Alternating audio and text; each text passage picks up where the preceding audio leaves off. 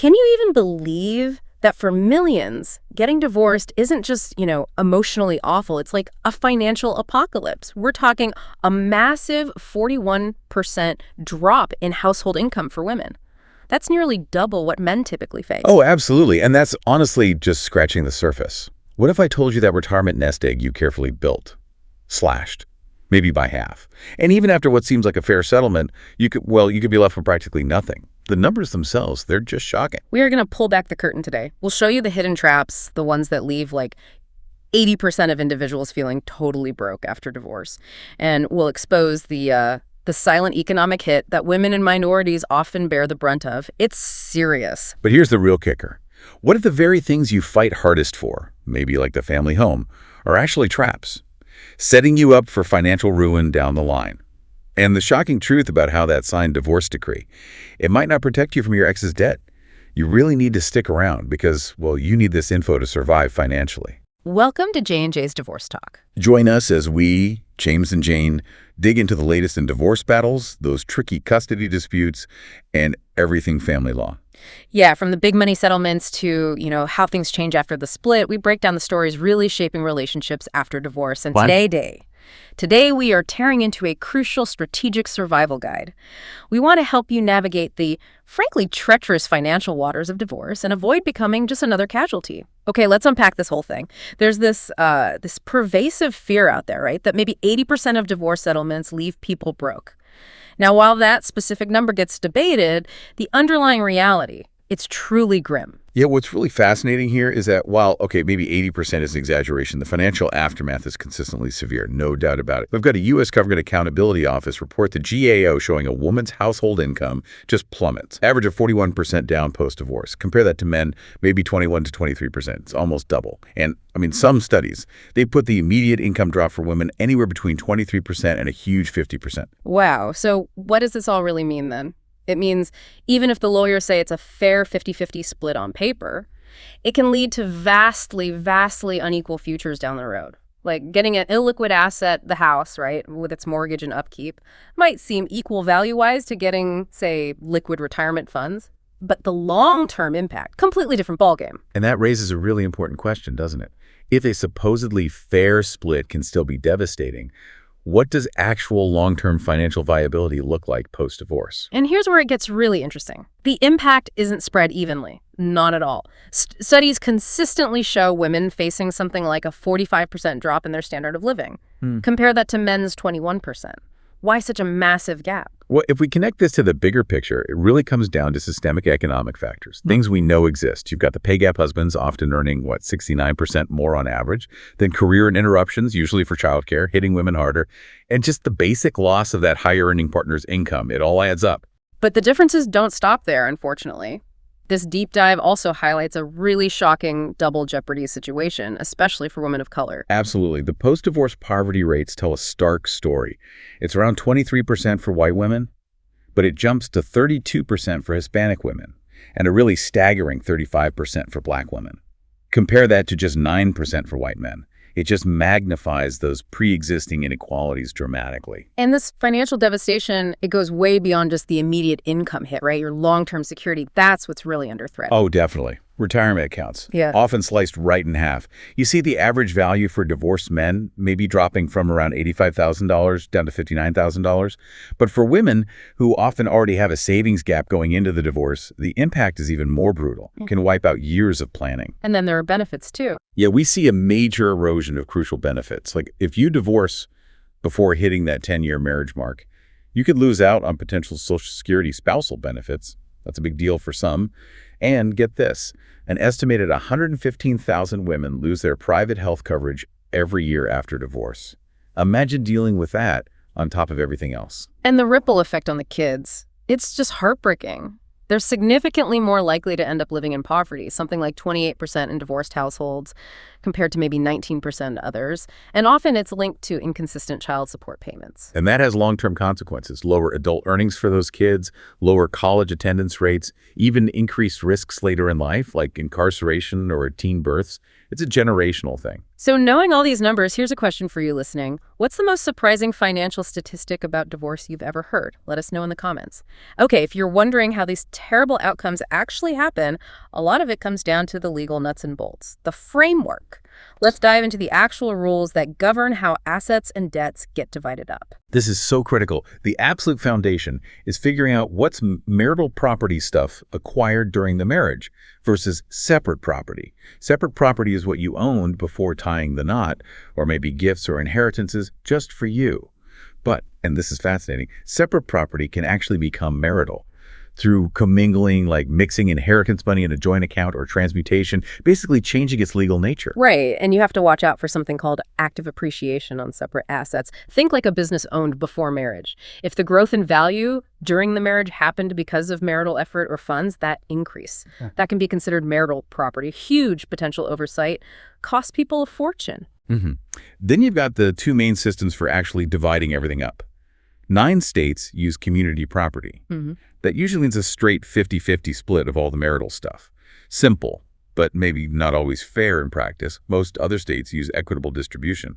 The goal here is fair and just, which doesn't automatically mean 50-50. They look at a bunch of factors: how long you were married, incomes, contributions, including non-financial ones like homemaking. Okay, here's where it gets really interesting again. Let's talk about debt. A lot of people think, okay, the divorce decree says my ex pays that credit card. They think they're protected. But that's a dangerous illusion, isn't it? It's a huge illusion. If we connect this to the bigger picture, that decree, it's basically a contract between the two spouses. It's not a contract with your bank or credit card company. So if your ex is assigned that joint debt in the divorce, and then, they don't pay, the lender absolutely can still come after you. It can wreck your credit. Being proactive, paying it off, refinancing it solely in one name is really essential protection. Okay, and finally, the potential lifelines. Alimony, also called spousal support, and child support.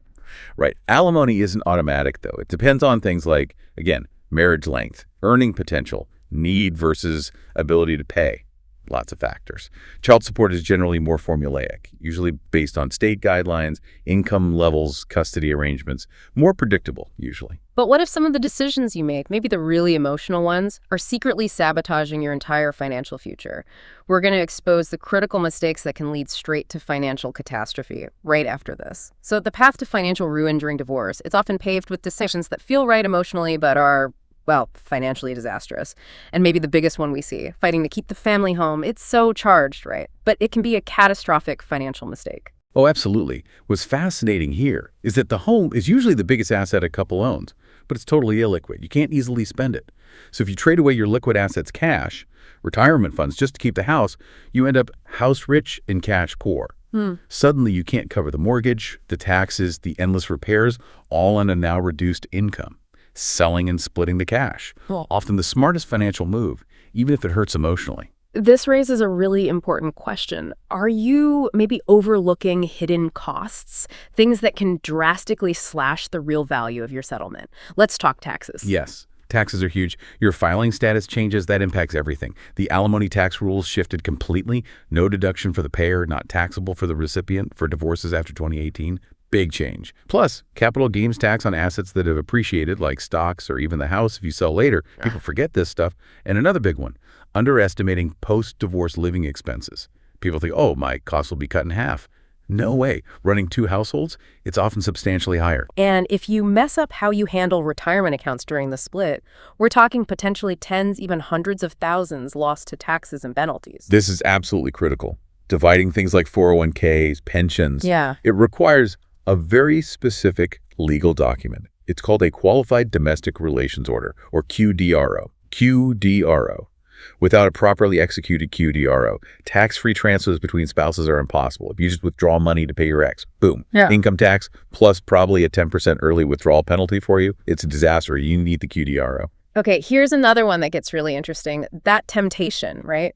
To save money by doing a DIY divorce, no lawyers. Is it actually worth the risk? For the vast majority of people, it is a really perilous path. The legal system, the financial system, they're intricate, they're complicated. There are studies showing that individuals who do have an attorney, on average, they secure about 50% more in their settlements compared to those who go it alone. So those legal fees, they aren't just an expense, they're really an investment in protecting your financial future and getting a fair outcome. Wow. Okay, question for everyone listening. Have you ever heard a story, maybe from a friend, maybe something you read, where an emotional decision during divorce led straight to financial disaster? Tell us your thoughts in the comments. All right, getting a fair settlement, it's completely impossible if you don't accurately account for all the assets, every single one. And sometimes, unfortunately, assets aren't just overlooked, they're intentionally hidden. Yes, and this is where what's fascinating is the forensic approach comes in. You have to look for signs. A spouse might open secret bank accounts, quietly transfer funds offshore, maybe underreport income from a business, or even arrange for bonuses to be paid after the divorce is final. You got to be vigilant for red flags. Sudden secrecy about money. Mail from financial institutions you don't recognize. Using legal discovery tools and maybe even hiring a forensic accountant becomes vital if you suspect something's fishy. And the courts do not take kindly to hiding assets. The penalties can be severe, right? Oh, absolutely. Fines, being forced to pay the other side's attorney fees. Sometimes the judge will even award 100% of that hidden asset directly to the innocent spouse. It's really not worth the risk. Okay, what about valuing real estate? Like the house, or maybe investment properties. Forget those online estimates or whatever. They're just algorithms. You need a formal appraisal. That means hiring a licensed appraiser who does a thorough inspection and analysis. They go way beyond estimates to give you the true fair market value, especially crucial for investment properties. And here's where it gets really complex. Valuing a business during a divorce, that's not just about adding up the equipment and inventory, is it? Not even close. Experts use different methods, asset-based, market-based, income-based, but really critical and often fought over nuance is goodwill. You have to distinguish between personal goodwill that's tied specifically to the owner's skills, reputation, maybe their personal contacts, that's often considered separate property, versus enterprise goodwill that's value inherent in the business itself, a brand name, customer lists, its systems. That's usually a marital asset, meaning it gets divided. Getting this right can swing the valuation by huge amounts. And finally, please don't leave money on the table. So many valuable assets just get completely overlooked in the chaos. Yeah, this raises an important question. Are you really thinking about all your assets? Beyond the obvious house and bank accounts, we're talking about things like frequent flyer miles, hotel points, they can have real cash value, unvested stock options, defined benefit pensions, those are tricky to value, royalties from intellectual property, cryptocurrencies, even things like accrued vacation time. Failing to identify and value all of these, it's literally like giving money away. So, okay, once you know what you have, what you're owed, and what you're potentially up against, how do you actually fight for your financial future? We'll give you the strategic playbook for self-preservation. Next. All right, navigating divorce successfully. It demands a proactive, strategic mindset, not just reacting. And the very first step, putting together the right team. And believe me, it's not just about getting a lawyer anymore. Yeah, if we connect this to the bigger picture, a truly comprehensive team is an investment. You need your family law attorney, obviously that's your legal strategist, but you should also strongly consider a certified divorce financial analyst, a CDFA. They can model different settlement scenarios, show you the tax implications long-term, super valuable. And like we mentioned, if things are complex, maybe hidden assets are suspected, a forensic accountant is indispensable. It's about covering all your financial bases. Okay, then you need to choose your process. How are you actually going to get divorced? Litigation, mediation, collaborative divorce, each has pros and cons. Right. Litigation going to court, it's adversarial, it's expensive, easily $20,000 or more per person. But sometimes it's necessary, especially if there's high conflict or one spouse just won't cooperate. Mediation is generally much cheaper, maybe $3,000 to $8,000 total for both parties. It's cooperative, confidential, best for more amicable splits where you can both work with a neutral third party. Collaborative divorce is kind of a hybrid. You each have lawyers, but everyone agrees not to go to court. It's more structured than mediation. The catch: if it breaks down, you both have to hire brand new lawyers for litigation. Big reset. And here's where it gets really interesting. The actual art of negotiation, it's not really about winning every single argument, is it? It's about reaching your long-term goals. It's exactly. Thorough preparation is absolutely key. Define what you really need long-term, not just what you want in the heat of the moment. Try to understand your spouse's priorities, too. Where can you maybe give a little deet to get something more important? Avoid getting stuck in rigid positions. I demand X, that rarely works. And critically, manage your emotions, anger, resentment. They lead to terrible financial decisions. Focus on a pragmatic, future-oriented outcome. And please, don't let Uncle Sam take a bigger bite than necessary. Making tax-smart settlement decisions can literally save you thousands. Oh, absolutely. This raises an important question. Did you know, for instance, that selling the marital home before the divorce is final can potentially double your capital gains tax exclusion? It could be up to $500,000 tax-free gain for a married couple filing jointly, versus only $250,000 if you sell after you're single. Huge difference. Also, thinking about the mix of assets you receive. Balancing taxable assets like a traditional IRA or 401k against non-taxable assets like a Roth IRA or just cash value, it makes a massive difference to their true after-tax value to you. Okay, you've battled through the divorce process. You've got the decree. But guess what? The war for your financial future, it's actually just beginning. How do you rebuild? How do you actually thrive? We'll give you your post-divorce financial master plan. Stay tuned. All right, the divorce papers are signed, sealed, delivered. But now comes the really crucial work. Untangling everything and truly moving from we thinking to me thinking financially. Yes, and step one is crafting a comprehensive, and I mean realistic, post-divorce budget. You need to track every single source of income, every single expense, no hiding. And alongside that, establishing an emergency fund. Aim for 3 to 6 months of essential living expenses. This isn't optional, and it's your critical safety net for the unexpected. It's a fundamental reality check. And actually executing the terms of the divorce decree, that is absolutely non-negotiable. There's a whole checklist of administrative stuff you just have to do. Oh, it's a long list, and it's critical. Get several certified copies of that final decree. You'll need them. Close all joint bank accounts and credit cards immediately. Update property titles, house deeds, car registrations. Get those QDROs processed for retirement accounts immediately. Don't delay. Secure new health insurance if you are on your ex's plan. And critically, update all your beneficiary designations. Life insurance, retirement accounts, investment accounts. Seriously, don't let your ex-spouse accidentally inherit everything because you forgot this step. Beneficiary designations usually override your will. That's a great point. And speaking of wills, here's where it gets really interesting. Your old will, it's probably invalid now, or at least parts of it are. You absolutely need a new one. And maybe look into trusts, new powers of attorney, all reflecting your new single status and wishes. Exactly. And looking longer term, this is the time to reassess your entire investment strategy. Does it still align with your new solo goals and risk tolerance? Reevaluate your retirement needs based on your new financial picture. And don't forget, if that marriage lasted 10 years or more, look into those potential Social Security spousal benefits. Claiming them doesn't impact your ex-spouse's own Social Security benefit at all. It's a benefit you may have earned. Okay, thinking about all this, all these crucial steps, here's a final question for you listening. What's the first financial document you're going to pull out and review or update after hearing this deep dive? Let us know in the comments. So look, while the financial devastation of divorce is absolutely real, and yes, it disproportionately hits many people hard, it does not have to be your inevitable fate. That's the key takeaway. The power lies in shifting from just reacting emotionally to taking proactive strategic control.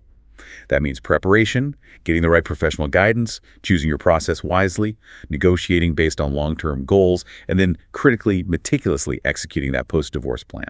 Your financial future after divorce doesn't have to be a story of ruin. It absolutely can be a testament to your own resilience and your strategic empowerment. The question really is, what will your next chapter look like? You've been listening to J&J's Divorce Talk, where we analyze the latest in divorce battles, custody disputes, and family law. We'll catch you next time.